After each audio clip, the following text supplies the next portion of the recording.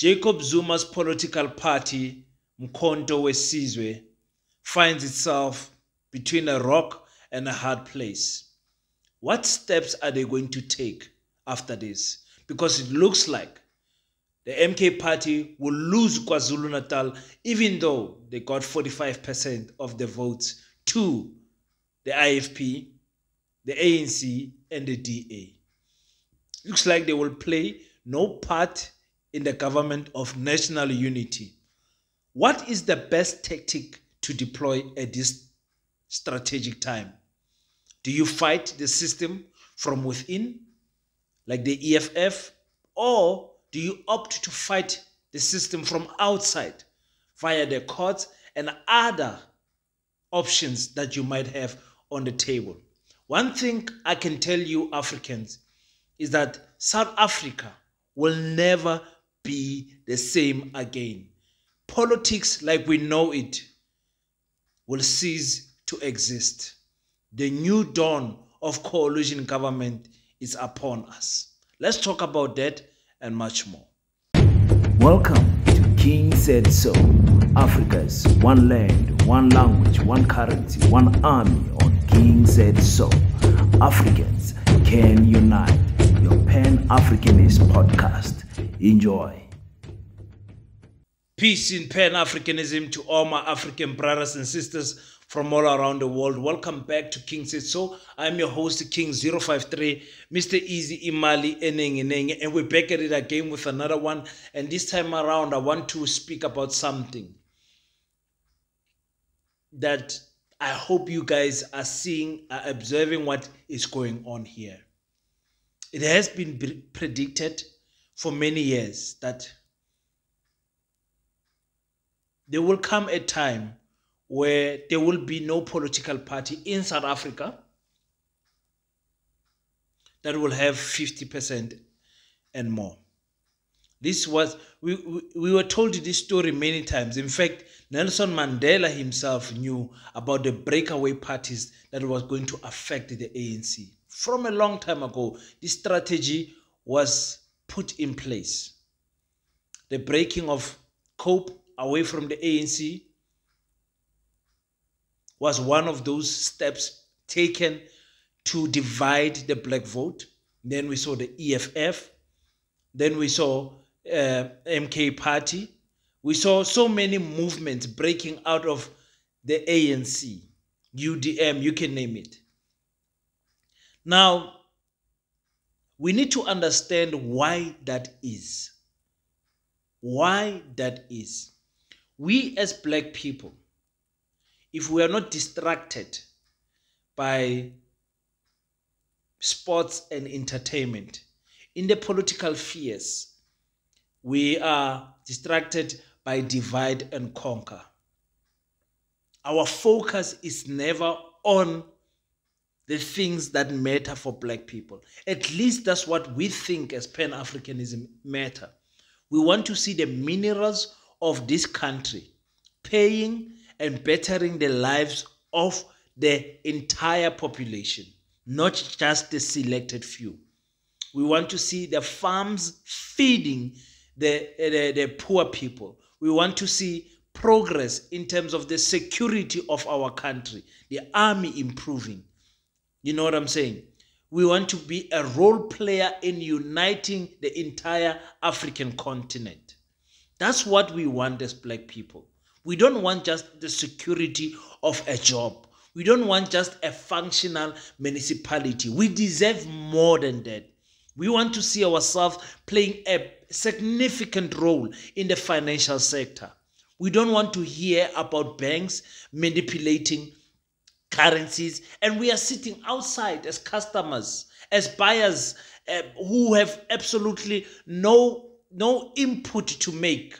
We cannot say anything when petrol goes up. We cannot say anything when people manipulate our currency for the exchange rate to favor the banks. We cannot do anything when banks charge black people higher interest than white people. Those cases, we as black people are powerless because we don't have our own institutions. Our children are getting racially discriminated in schools for their texture of their hair. How many times did we see racist act from schools to varsity, happening each and every year, even 30 years after democracy? We still see these things, but we cannot do anything because we don't have our own institutions as Africans. Who controls the curriculums in our schools that teaches Macbeth, that teaches Shakespeare? What do you gain from learning about Shakespeare? What is it that you gain? That English, you can't speak it even on your day-to-day lives. It does not work in the market, in the work environment. We cannot, it's useless education for ourselves, for our children. And if nothing changes, the MK political party, for me, looks like it's the only party that feels this pain of us Africans staying stagnant in one place and while the world around us is moving.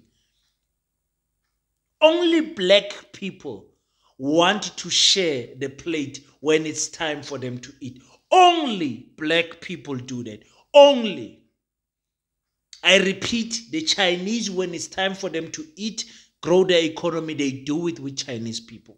The Indians, when it's time for them to grow, to improve their lives, to improve their country, they do it with Indian solutions for Indian problems. The whites, the Caucasians, when it's time for them to grow, well, they deploy slaves and all that, but they do it amongst white people, and that's how they help each other. Same goes with the Russians. Same goes with the Japanese. But when it comes to black people, the sickness is, if black people have to do something right, the illness and the diseases that black people must invite other races because black people are inferior.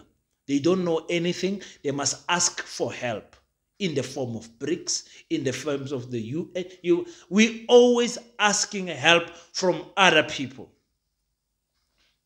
We can't do anything ourselves. That is why these small political parties that have been popping up, BOSA, Action SA, Rise Mzansi, all of these parties funded by one family. Not really one family. We'll break it down how the Minels and the Oppenheimers and the Ackermans, all of them are involved in all of this. We'll break it down. The divide and conquer is there. Children died in 1976 saying we don't want to learn in Afrikaans anymore. Me and my child and your child don't have a choice. If we want to take them to better schools, they're going to learn Afrikaans. I don't want my child to learn Afrikaans.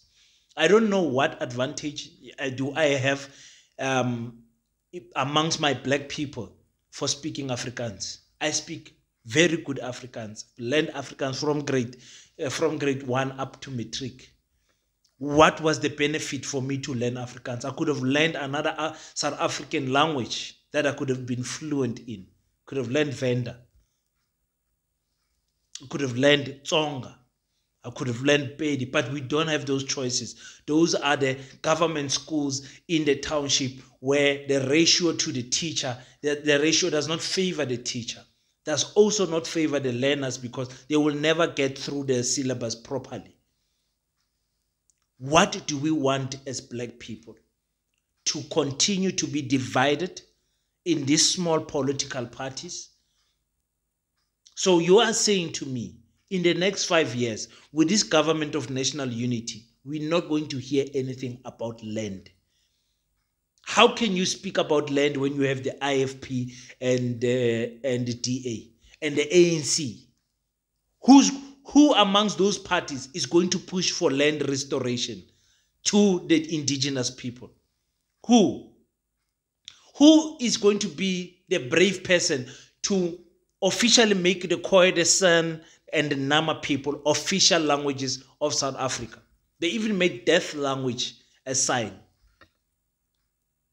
before the Khoi and the San people.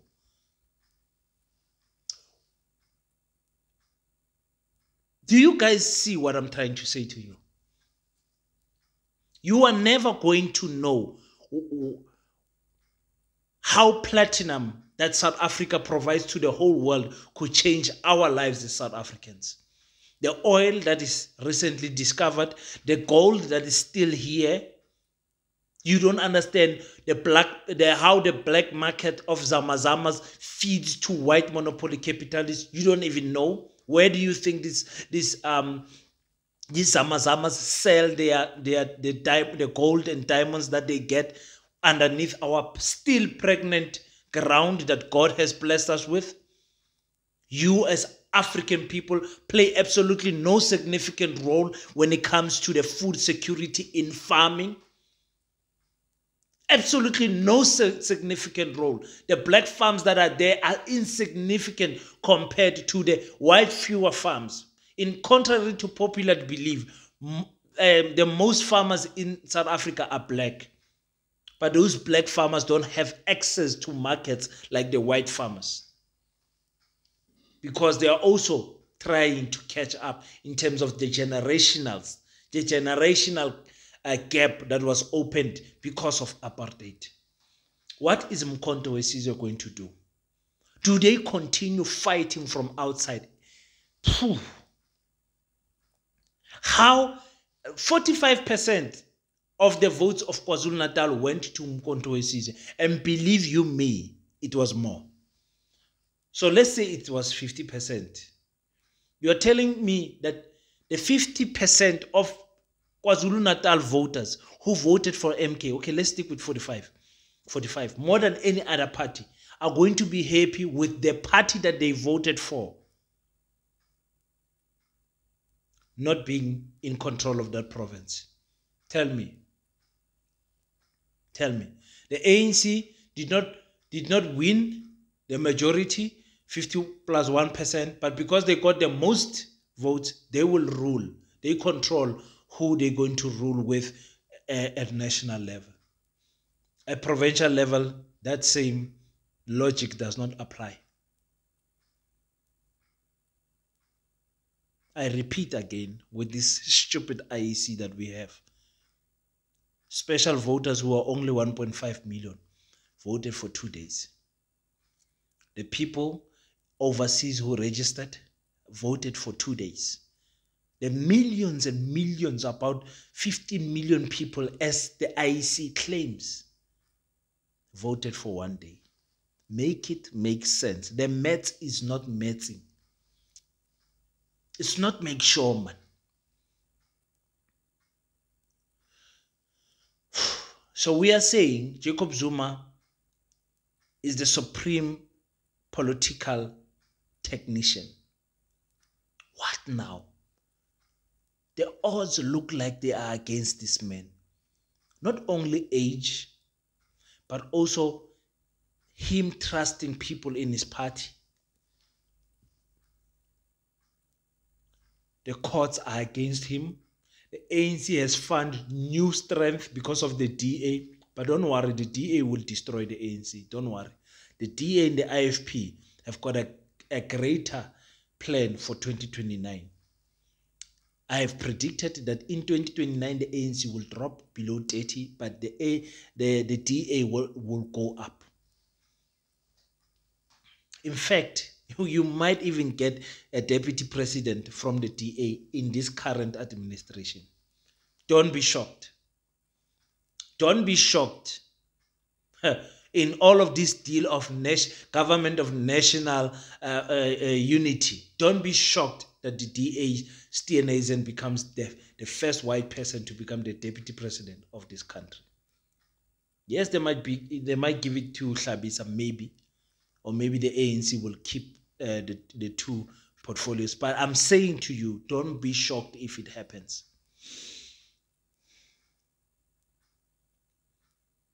I'm worried about the MK because they are fighting wholeheartedly. They are saying we don't want to be part of a system that is rigged. We don't want to be in pretendence that everything is okay for black people. So we're going to fight for our people. But in this fight, they are losing themselves as well. How long will the MK hold on? You tell me on the comment section. They've already boycotted the first sitting of parliament. Will they boycott the second one? I think parliamentarians cannot be absent a month in parliament. Action will be taken against them, like action was taken against the EFF members. The ANC, the DA, and all of those people will be sitting in portfolios, integrity portfolio, and all of that. They will discipline the MK members, end up, proving them that they should be chased out of parliament because they are counter-revolutionary to the white monopoly capitalists. Do you guys see what is happening here? You guys are so wise, some of you. Tell us on the comment section, what must be the next move of MK? Fight the system from within? Can you guys see the plan of 2029? Or you guys are going to sleep and just focus on what is happening here? Are you just focusing on what is happening here? The grand plan of 2029 has already started, guys. In fact, it started years ago.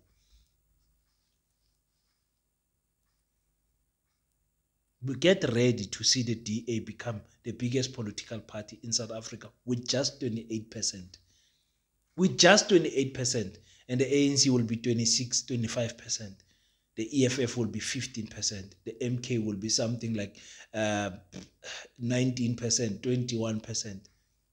If the MK is still surviving, in 2029. Because that all depends on the health of Jacob Zuma. He goes,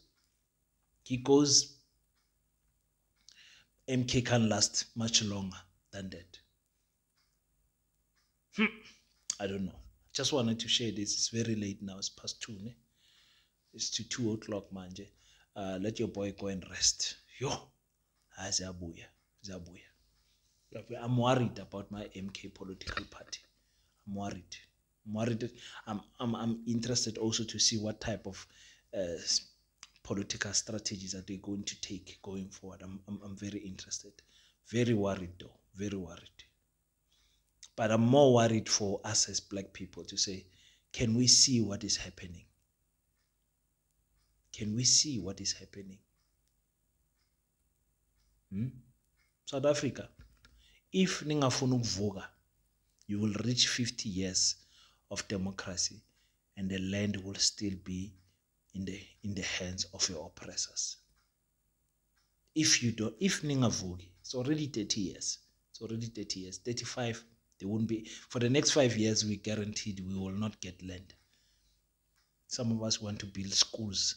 We will not get land.